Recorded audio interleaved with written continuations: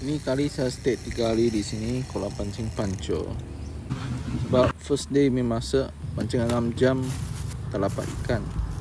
Tapi dalam spot memang ada ikan, pusing tapi tak dapat.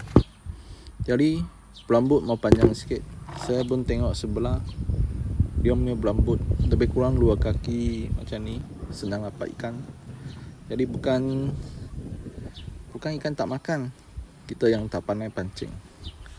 Lepas tu dia tengok saya punya mata kain, saya cocok roti, sudah picit, kasih celup sikit soya, kasih dia bau kuat sikit dekat mata.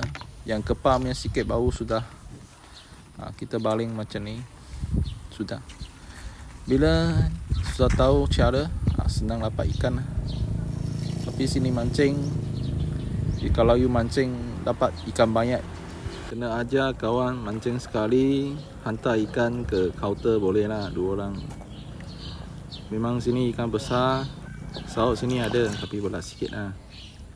Jadi suggestion saya bawa satu saut sendiri atau kereta sorong.